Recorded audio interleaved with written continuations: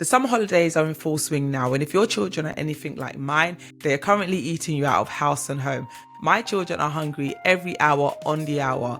Every, literally 30 minutes, 40 minutes, I'm getting, Mom, I'm hungry. Mom, I'm hungry. Mom, I want a snack. These times when they're in school, they're eating maybe once a day. They have their main meal and they have a snack, and that is it. Whereas when they're at home, they constantly want to eat. I feel like they just eat just when they're bored, as opposed to eating because they're hungry. So with that being said, I've got some tips for you in today's video that are going to help you when it comes to your grocery shopping to ensure that you are maximizing your savings. You're spending as little as possible to get the most bang for your buck. Welcome to Not Another Money Podcast. Why is it called Not Another Money Podcast, you may be wondering?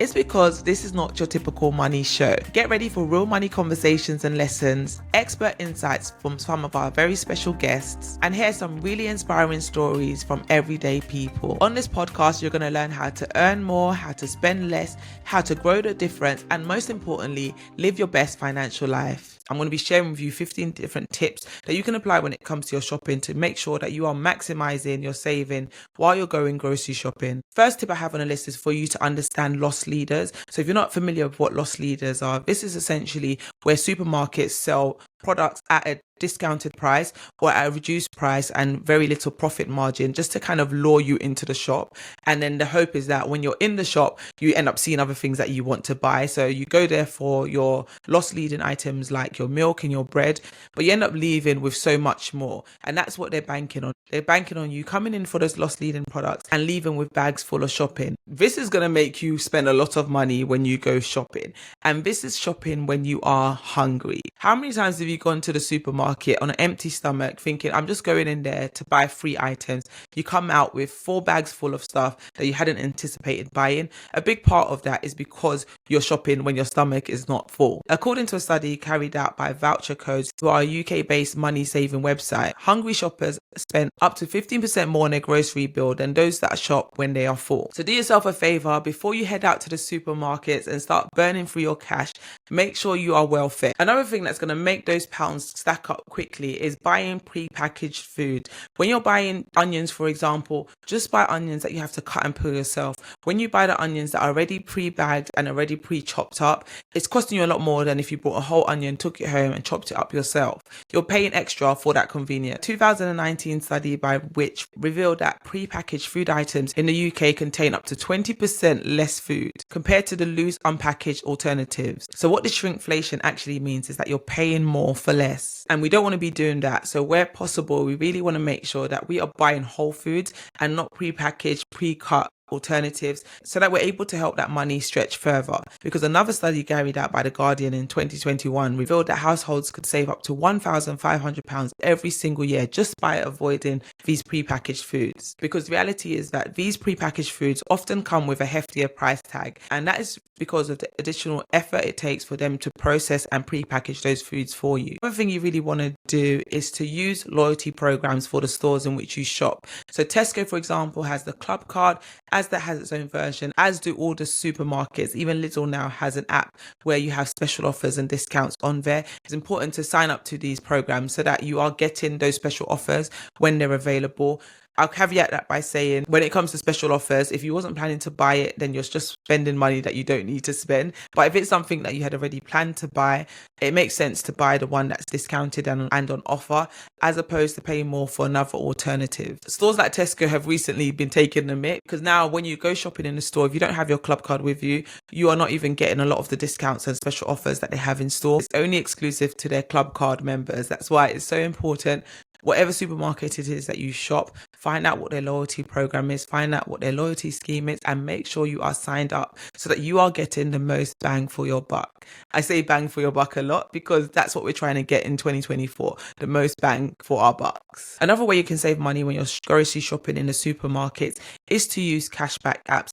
There are so many incredible cashback apps, particularly here in the UK, that you can use to get money back on your shopping. And what I like to do is use multiple ones at the same time. I don't know if that's the term used for it, but it's essentially where you are getting cash back from multiple companies for the same purchase, so that you're getting a greater discount on that purchase. For example, you can use one cashback app to buy a gift card, use that gift card to buy your shopping online, and get money back through top cashback. Not all purchases qualify for cashback, depending on the cashback company you're using and the terms in which they have for the particular company on the website. But just where you can get cashback on your purchases, make sure you do. I'll list in the show notes a few different cashback companies that I like to use. So I'll just name a few off the top of my head: Cheddar, Top Cashback, Airtime Rewards, Jam Donut.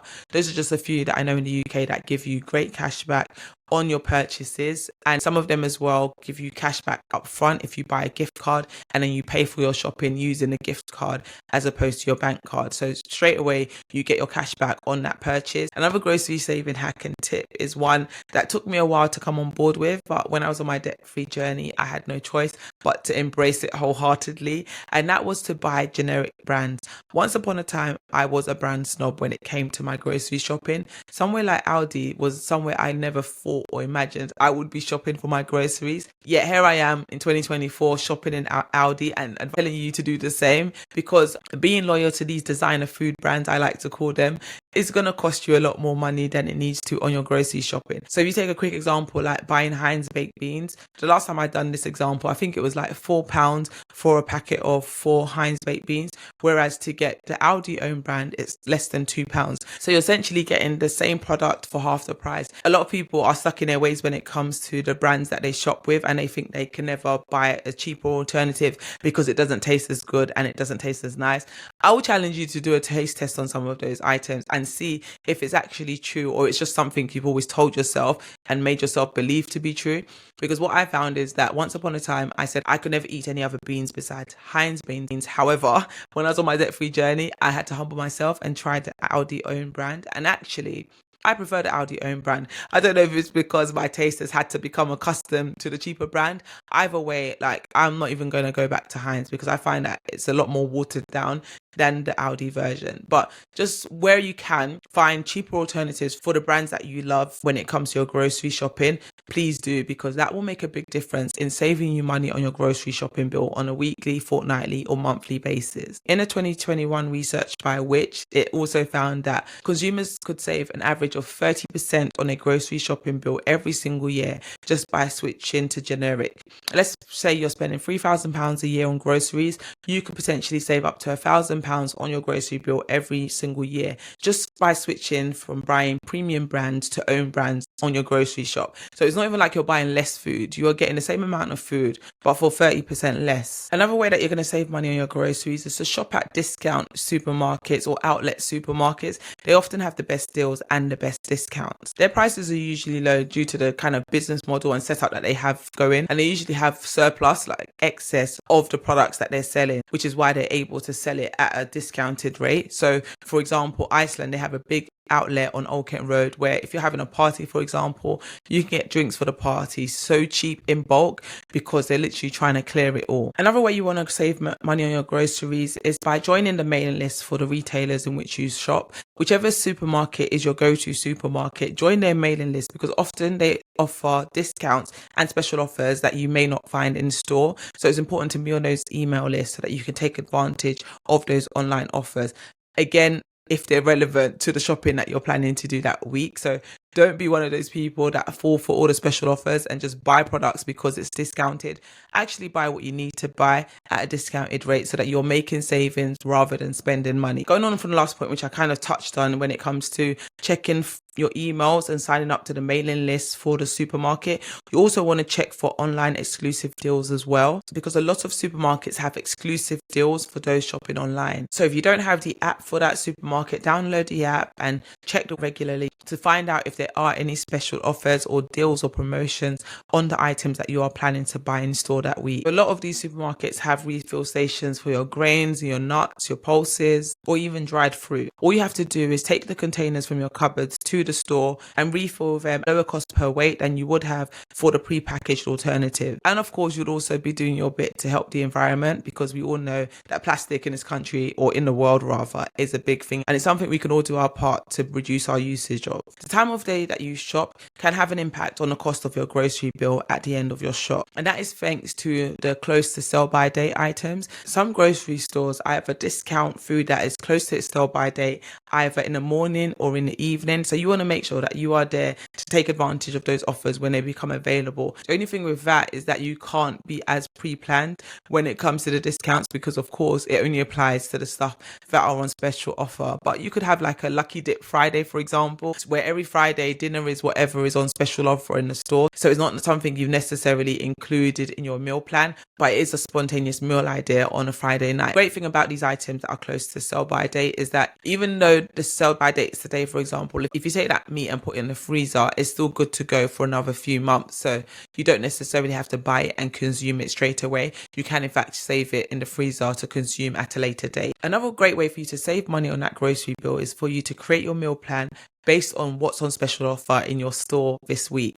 So you can literally do a bit of forward planning, look at the magazine for the week ahead, for the promotions and special offer deals that are coming up, and then take that and use that as the baseline for you to plan your meals for the week ahead, so that you know, okay, they've got an offer on salmon coming up next week. We're going to have salmon for a couple of our dinners next week. So you can use that to forward plan your meals for the week ahead. Doing this is going to save you money, and it's also going to help you to be a bit more creative in the meal plan. For example, if you see that gammon is on offer for the week ahead and it's not something you would ordinarily buy and cook, you can see that as a challenge to try a new recipe which incorporates that meat into the meal, so that you're trying new things, keeping the meal plan exciting, but you're also doing it at a discounted price. Now, this one is something that's going to save you money on your grocery shopping, and I've spoken about it before on a previous episode, but I'm mentioning it again here for the sake of those who are new listeners, and just as a refresher and as a reminder, because we constantly have to keep telling ourselves these things, right, so that we can make the change that we need to get our money working better for us.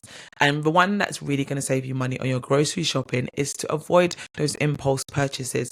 When you go into the supermarket, for example, when you go near the cash desk, you're about to pay for all the shopping that you've put in your trolley. You get to the till point, and there you have all these promotional offers. You have chocolate, sweets, magazines, crisps, play the lottery. There's so many things at the till point wanting you to spend extra money that you hadn't anticipated spending. And it's important to kind of forward plan and prepare for that, and know that that's what's going to happen, and ensure that you don't fall for it. Remember to stick to your shopping list, the list that you had before you entered the store. That's what we're going to make sure we leave the store with. Nothing more and nothing less. Even when you're going through the aisles and you're looking at all the exciting new products that you've never tried before, or new releases from some of your favorite brands, what those stores like to do is they like to put all the great enticing things at eye level, so that as you're walking down the aisle, you're seeing all those nice shiny objects and seeing those nice pretty packaging, and you're tempted to add it to your trolley even though it's not something you had planned to buy. Try to stick to that shopping list as much as possible and not deviate from it, because it's easier said than done. But if you're able to do that, exercise that bit of self-discipline, your bank balance is going to thank you for it at the end of the month, and you'll feel so much better about yourself knowing that you were able to exercise some self-restraint. Remember, these supermarkets are not our best friends. Like, they're out there to make their money, and we're out there trying to make our money work best for us. So it's important as much as possible, avoid all of those traps, avoid all the fancy marketing messaging, special offers, those people at the front of the store when you enter that are telling you to try this brand new product, and then before you know it, you're buying it and it's not something you had gone in there for. Really try to exercise that self-restraint. Stay focused and don't deviate from that list. I know you've heard the saying before, cash is king. Cash really is king. And what cash does is it makes you stick to your budget and stick to your spending plan. It's so sad that cash is becoming a dying breed. Cash is something that we don't see much anywhere these days. Even a lot of stores right now, they don't allow you to pay with cash. But while it still does exist and it is still an option in most supermarkets, then take advantage of that and only take cash when you're going to the store. I've been that person in the queue ready to pay for my shopping, and I had budgeted £70. And when the cashier finished ringing up my total bill, it was £110. Shame did not allow me to put the stuff back, so I ended up spending way over I had anticipated. However, I've been that same person when I was on my debt-free journey and shopping in the supermarket, where I was only using cash envelope. I had an envelope for my different spending categories. I had one for food, one for transport, etc. I would take my food budget from the cash envelope and I would go to the supermarket and do my shopping. And when I got to the till, I would literally just pay with the cash. And anything above that, sadly, had to go back.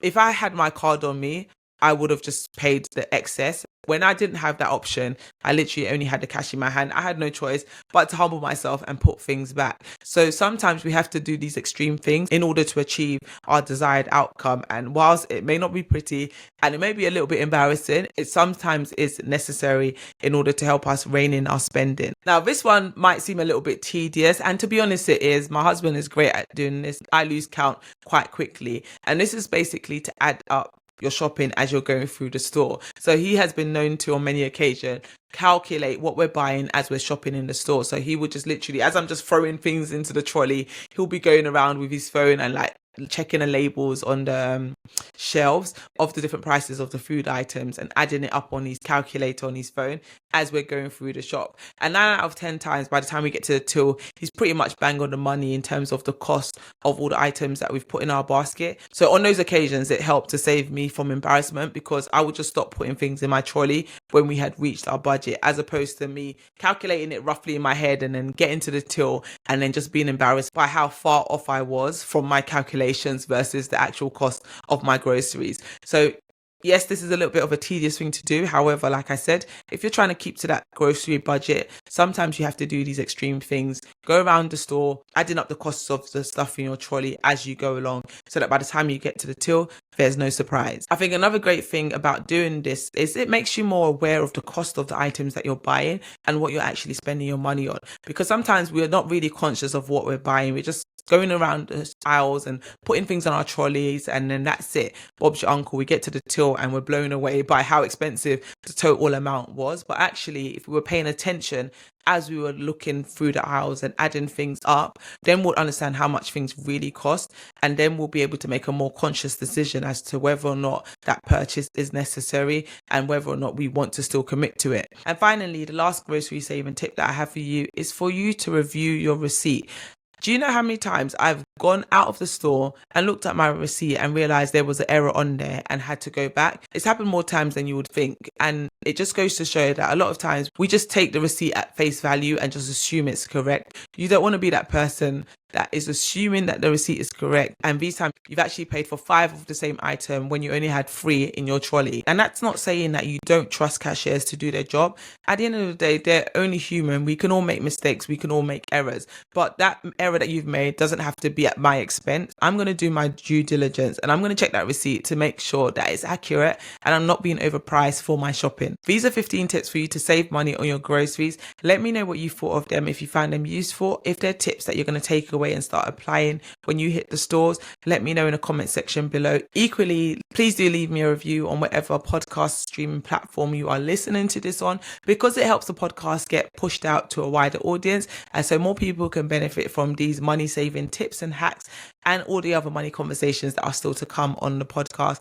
Thank you for listening to today's episode. I will be back again same time next week to talk to you about a different topic, actually, something that has been on my heart for a while to discuss, and it's something that many of us deal with, many of us suffer from, and it is the thing of imposter syndrome. And I'm going to be exploring how imposter syndrome can really impact us financially, so you definitely want to come back for next week's episode.